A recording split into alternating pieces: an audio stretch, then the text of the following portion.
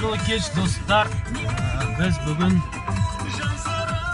Жайылма деген ауылға келдік. Бүгін Алла қаласа осы жерде концерт береміз.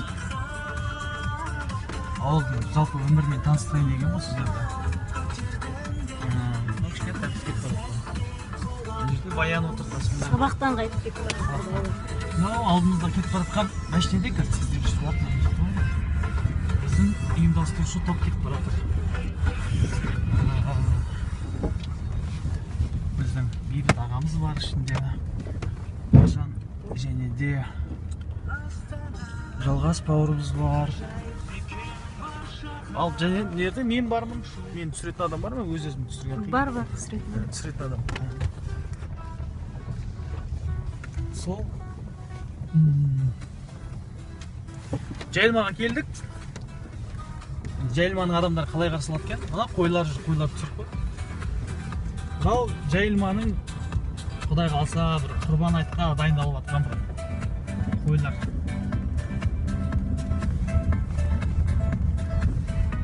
Жалпы біздің қазағымыздың ауылы осындай. Жолын айтса ауылдың бәріне. Кеше бәрі табиғи ғой. Кеше Жаңатас қаласында концерт бергенбіз. Жаңатас қаласында концерт күшті өтті. Оның алдында Игілік деген ауылда бердік, Байқадамда бердік концертті. Енді қазір демалып, бүгін енді Жайылмада концерт береміз. Алла қаласа ертең Қаратау қаласында концерт береміз. Одан кейін Алматыға дамой!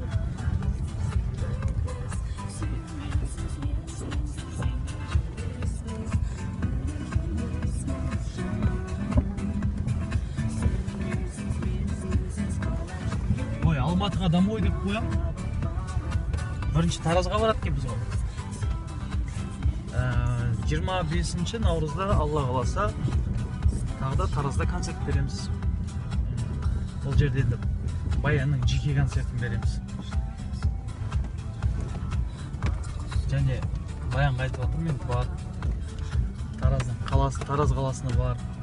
Мен сіздердің келіндеріңізбен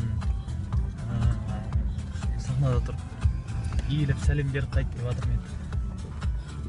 Жарайды достар, тағы да жаңалық болса айтып отырамын.